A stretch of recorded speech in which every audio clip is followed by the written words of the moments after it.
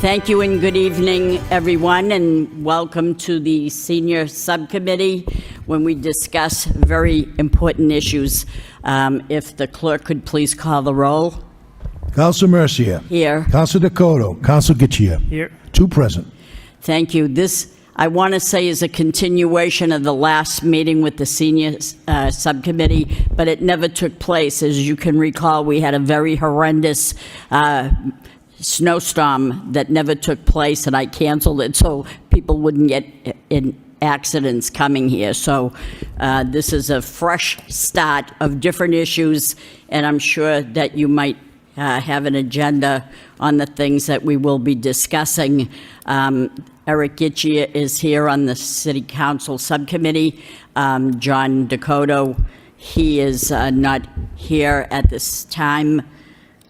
I guess I want to say he's the only smart one. I think he's in Florida, but I can't say that. But anyway, so we have Kim Gagnon, the director of the Senior Center, MIS Director Moran Fernandez, Assistant City Solicitor John McKenna, Health and Human Service Department Lisa Golden.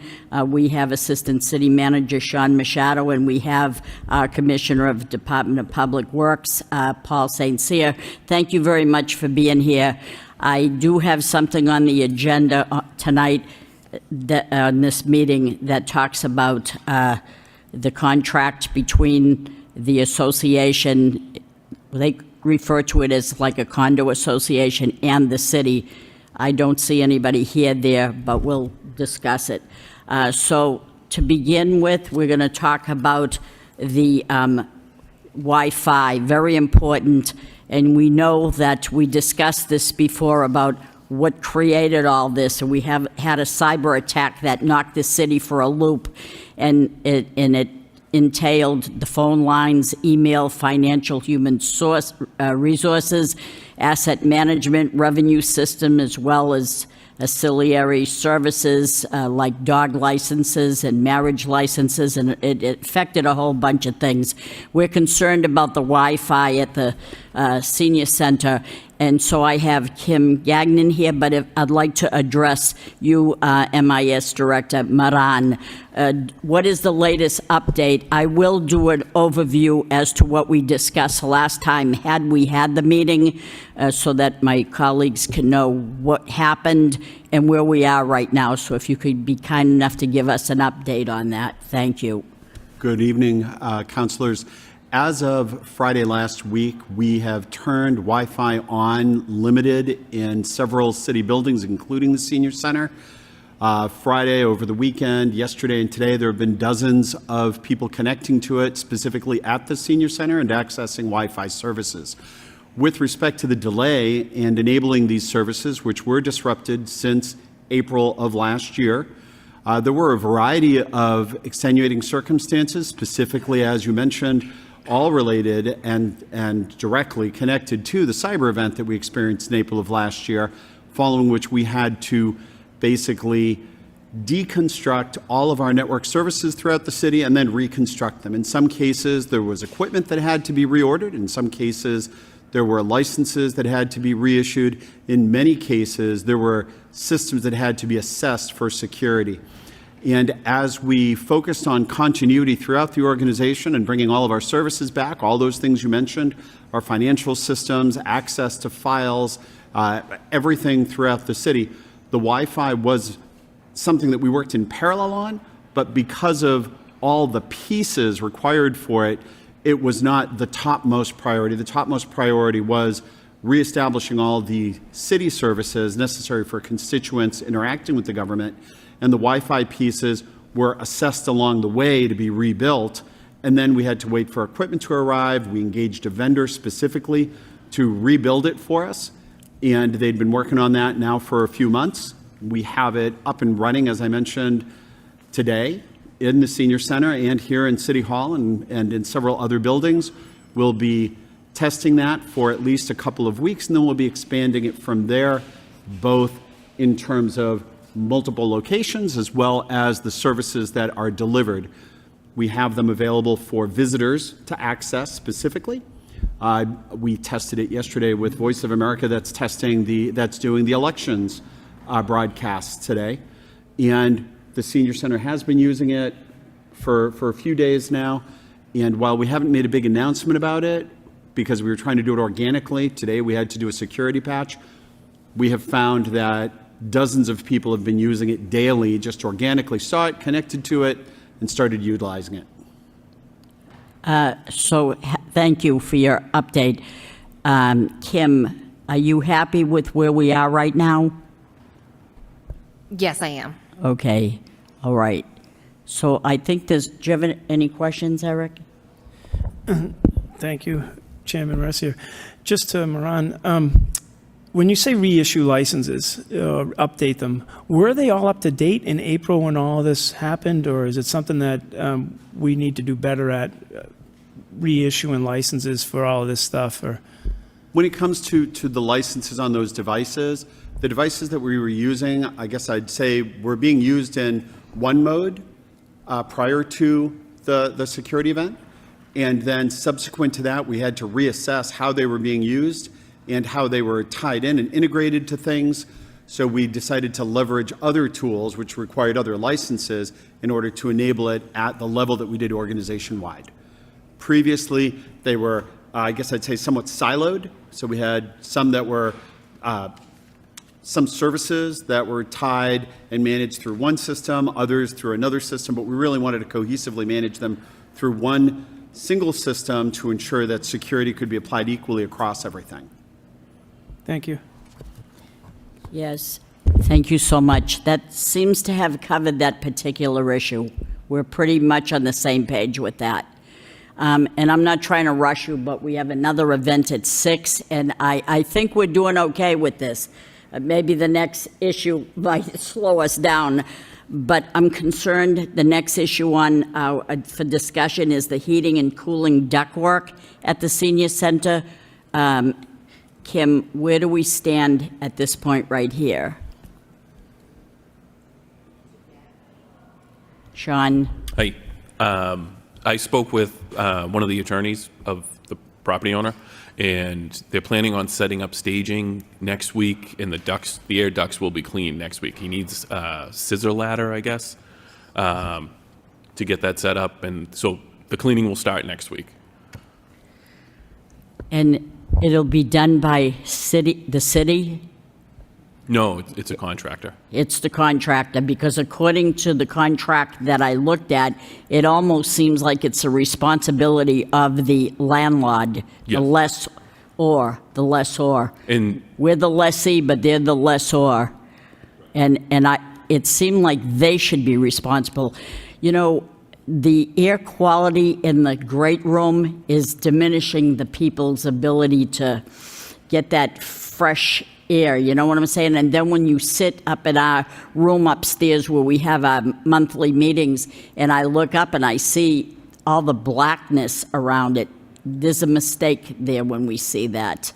I know nobody's smoking in there, so I don't know where that's coming from, but that'll be nice to have that looked at. And we did make a little bit of an issue about it, and now it's going to be addressed next week. So that's could we have some sort of information when it's done so that we will know? I mean, I go there a few times, but my colleagues probably don't, and they'd be interested to know when the work is completed. Eric? Thank you, Assistant City Manager Machado, but I think there's a further issue. As Commissioner St. Cyr probably can allude to at the same time, ducts should be cleaned at least once a year, and it should be done probably twice a year. And at the same time we have that scissor lift, we should be looking at replacing the tiles up there and any cleaning that we have to do, because it is a rental. And I'm sure that's, now we're mixing in, maybe something's ours, maybe theirs, but at the same time, we should be doing all of that. But we should have a clear maintenance plan from them dedicated to us, and worked on with the commissioner. And I know the responsibility is really not the commissioner's, because it's a lease and then his pieces. And I don't even think we have DPW custodians down there. I don't think they fall under your purview, right? They fall under Kim's purview? Yeah, and that's a major issue in itself, because now his expertise is one thing. I'm sure Ms. Gagnon wasn't hired to supervise custodial staff and stuff, and I know it falls under the umbrella, but her expertise is not going to be that. So now the building takes the suffering point because of the way our organizational structure is set up. And it's a major problem. When you go there and you look and anybody can see that floor was completely black. I mean, that doesn't take, and I'm not even sure who you go to at that point. And, people need to get out of their offices and look more, whether it's City Hall, it doesn't fall under you, Mr. Commissioner, but I know that you took the ball and ran with it for us between the school department, and if you could please thank that staff over at the school department for their help on the floor and stuff, but we have all these resources. But it seems like our pyramid structure is broken. I believe that, your function should not be oversee custodial staff. If there's a problem within the building, kind of like we do with the auditor, with the manager, the auditor's here, but the city council's not, but we have the purview over that position. And it should be something the same, is that if you see something in the building, you should be able to say it to the custodian, but it should fall under some other department, whether it's, the manager's office or DPW, because it needs to have more bite, because those custodians are not doing. And you're having a lot of homeless people come in and use those bathrooms who are making a complete disaster out of that place. I was there on the front door. It said you opened at 6:30. You don't open at 6:30. You open at 7. So I sat out there from 6:30 to almost 7 before I could bang on the door and someone would come out. Little things down there mean a lot to seniors. And if you don't think they pick up on it, boy, are we all sadly mistaken. That's all they have. They go down there and this is their environment. So I do thank you, because, Mr. Machado, you've been amazing with the help for me. I pick up the phone, you answer, and then Commissioner Sincere always returns a phone call and always says, okay, we're working on it. That rooftop unit we all know is gone. I mean, they were saying the second stage, and then they were trying to heat with it. That's never going to happen. Right. And it needs to be replaced. So I think that leaving here, we should try to formulate, and if you could go back to the city manager, the two of you, and formulate some kind of structure over there that falls under more authoritative, because if she's trying to plan events and everything else, how is she down there arguing with a custodian to, mop the floor, clean the tables? When I went down and I took pictures and sent them to you, there's food on the floor and there's stuff all over the place, and you're like, okay, how do we manage these things? And it's the next morning. So that creates a lot of other issues. But I do thank you, and this is your expertise, and you probably had that same feeling. But if they get that scissor lift, we truly need them to get up and replace those tiles. I don't know whose expense that is, because when you look at it, that contract is so gray. I mean, you can pick and choose what you want to do. Right. And going forward, we probably should sit down and go in executive session on how we want to handle the future of that building down there. But the seniors definitely deserve better. They're being told, and correct me if I'm wrong, that all of the heating units are controlled by City Hall now, and the settings are off. So one of the settings upstairs just got adjusted, but they adjusted it low, and they feel, it's at 68 over there, and they think, 72, between 70 and 72 would be a good adjustment if you could help us out with that. But they're being told that it's adjusted, and they said it was cool upstairs at 68. I don't know if that means anything to you. It does, Counselor, actually, and we're in that phase one portion of the controls portion where right now they are still local. So they're having to go in there and sign in locally to make that kind of change. So I talked to Kim earlier today about just that communication. We can change any of that around pretty simply for them. And that's the key, is the communication piece, right? Just kind of going back and forth. Kim, at this point, what I would say to you is you need to sweep the area every night before you go. Just take a look and see if it meets your expectations.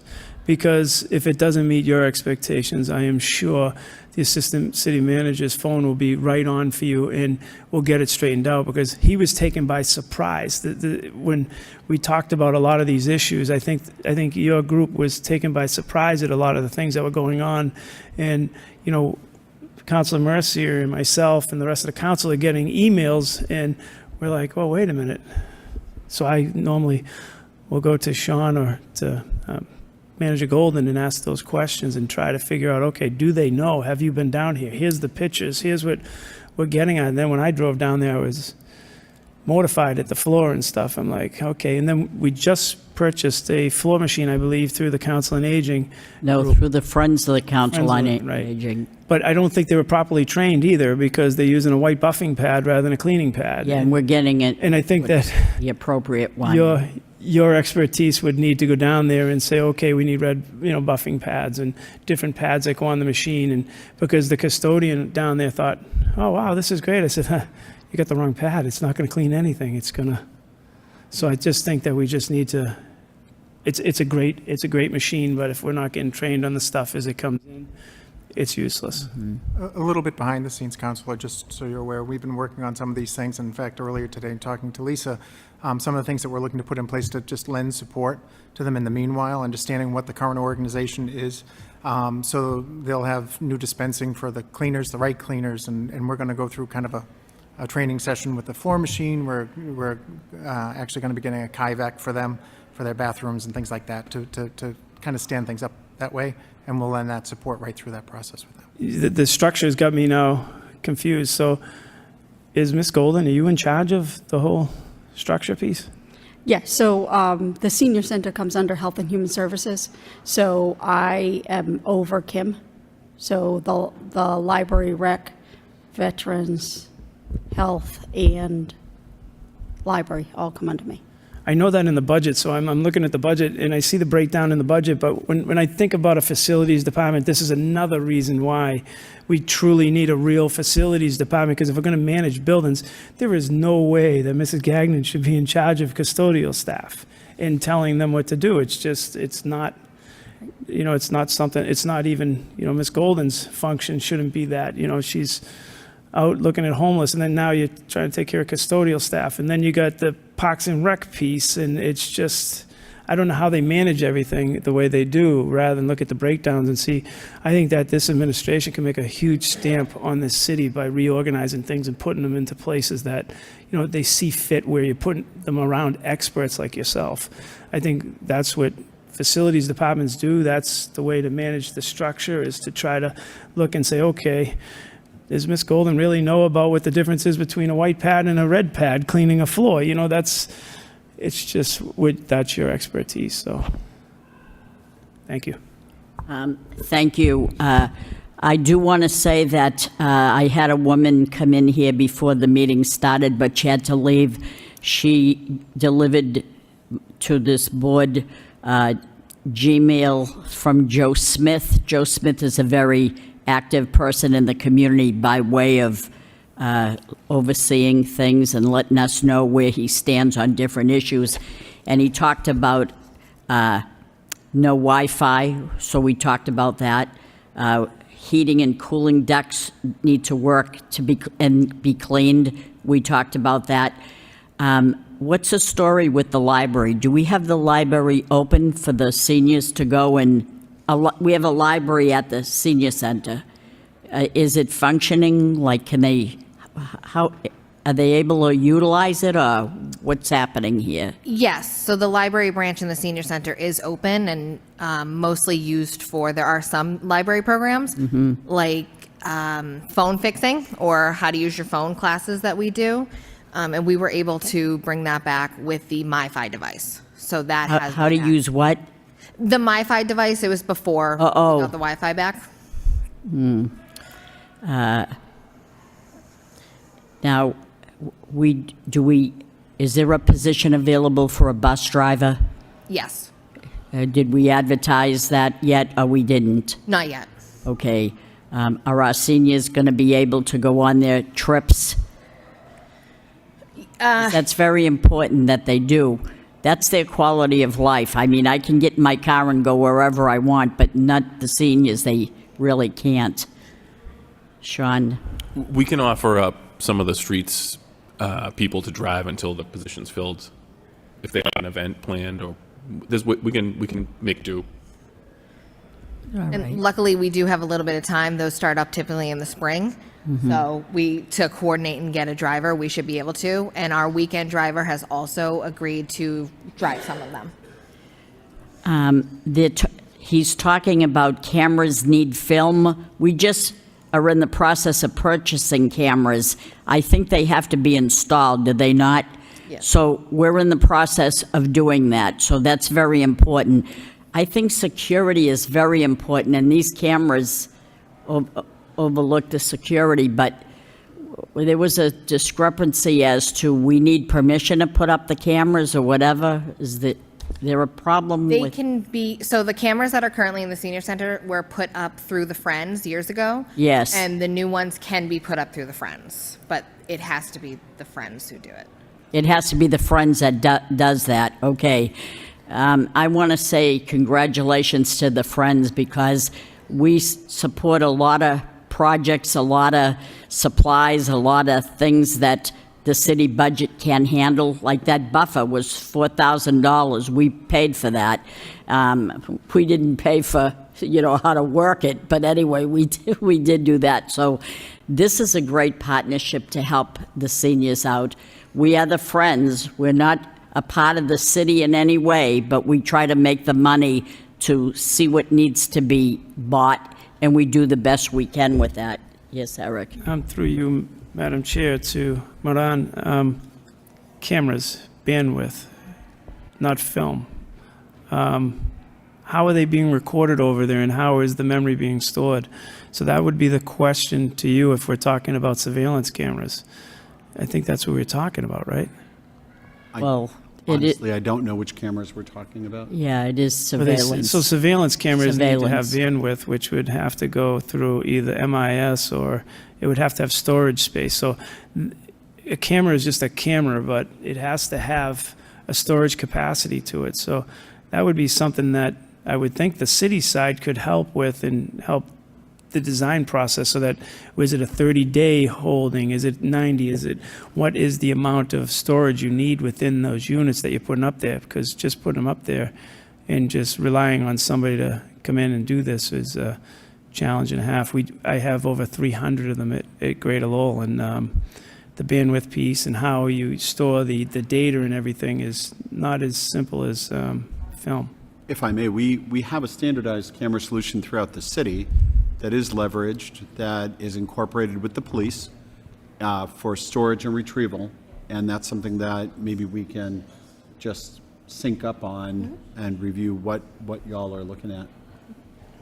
Could you do that with the assistant city manager's input on that? I think it's something that really should be looked at if we really want to do this and we're looking at our assets.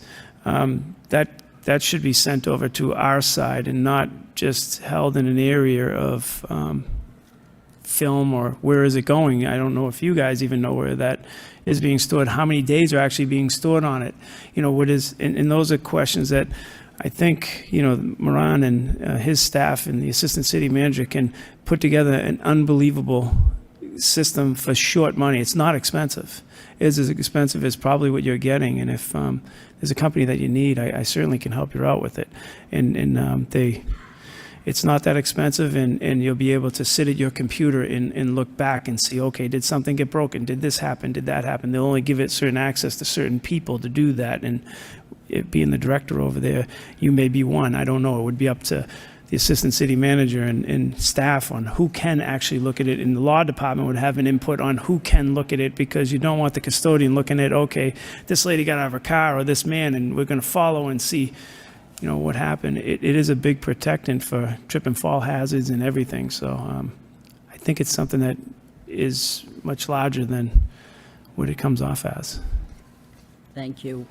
We're going to go into are there any questions?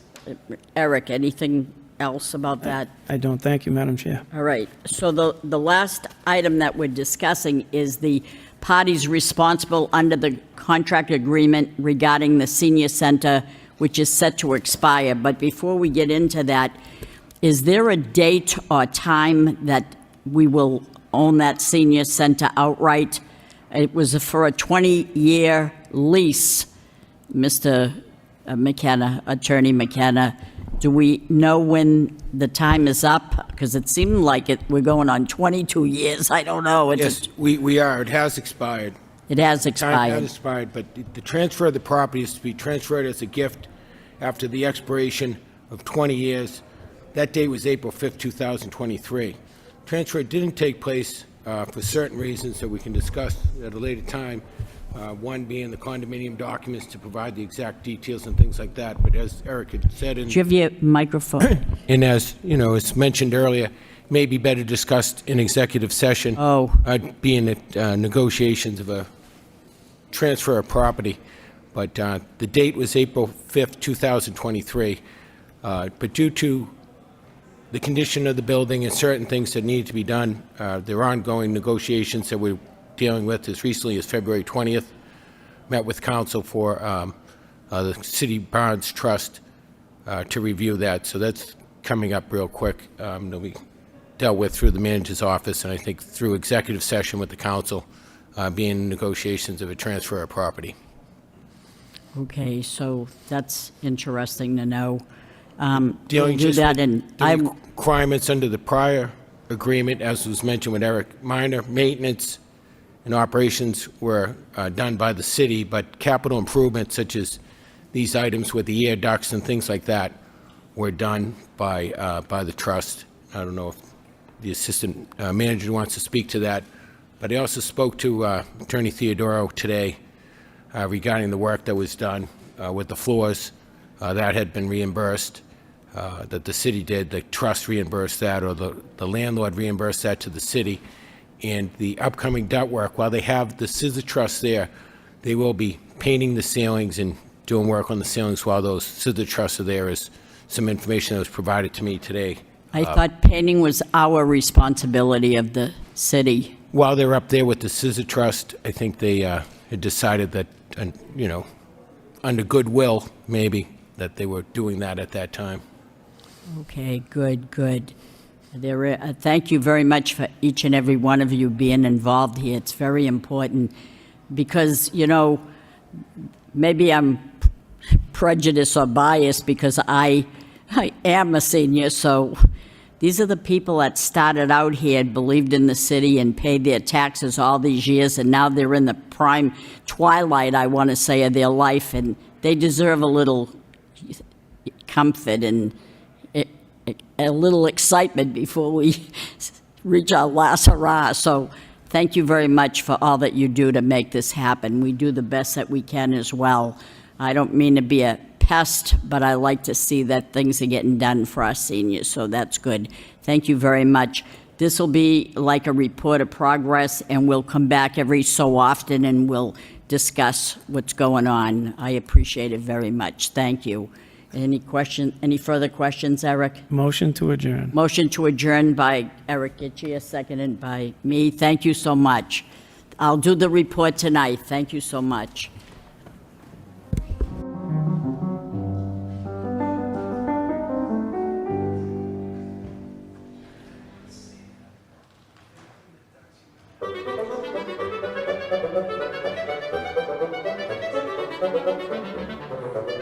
Thank you.